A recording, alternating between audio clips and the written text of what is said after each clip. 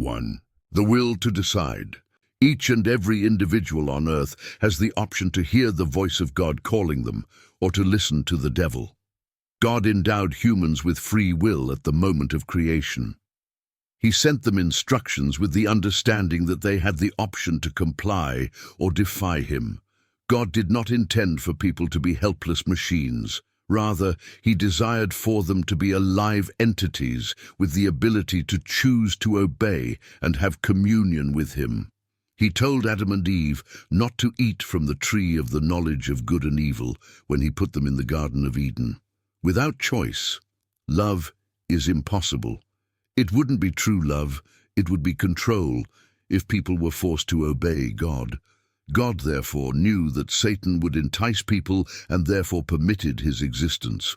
After his fall, Satan was attempting to establish his own dominion. He was aware that he might entice people to join his realm by tricking them. Thus, Satan created doubt in Eve's mind when he tempted her in the Garden of Eden, leading her to defy God. Due to their decision to defy God, Adam and Eve were expelled from the Garden of Eden. Nevertheless, God continued to care for them by creating skin coverings to conceal their nudity. But they would not have been able to be saved if they had also consumed food from the tree of life. In order to keep them safe, God drove them out of the garden. 2. The divine plan for deliverance. Even after humanity disobeyed him, God still had a plan to save them. Abraham was the first of a nation that he set apart for himself. Through Moses, he provided guidance to this country, Israel, laying the groundwork for Jesus, who would finally bring redemption. After coming to earth to preach the gospel, Jesus took on the sins of the entire world and died on a cross. His crucifixion and resurrection made salvation possible for people. People might be granted eternal life by placing their faith in Jesus. God's plan for salvation includes delaying the punishment of Satan. People still have the chance to be rescued as long as Satan remains in the world. God is kind. He gives people time to hear the good news and decide to accept salvation. In 3, exams and experiments. Even Satan's attacks are used by God for good. Job's narrative serves as an example of this. Job stuck to God in spite of Satan's attempts to harm him. Job experienced a fresh meeting with God as a result of his tribulations, which also increased his faith. In the same vein, life's adversities may strengthen our moral fiber and faith.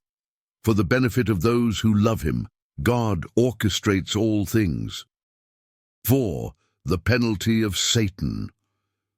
Satan wasn't always malevolent. He was once an angel in God's service. But he fell from grace because he rebelled against God out of pride. God is righteous, and he has a purpose for punishing Satan.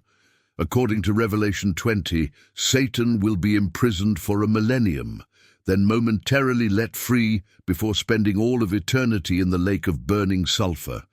This penalty is harsher than just eliminating Satan completely. God has a reasonable plan for punishing Satan, and it should serve as a cautionary tale to anybody who would rebel against him. God is patient and allows individuals to have the chance to turn from their sins and find redemption in the interim. God's plan for salvation includes delaying the punishment of Satan, giving them time to hear the message and make a decision about salvation. He is patient.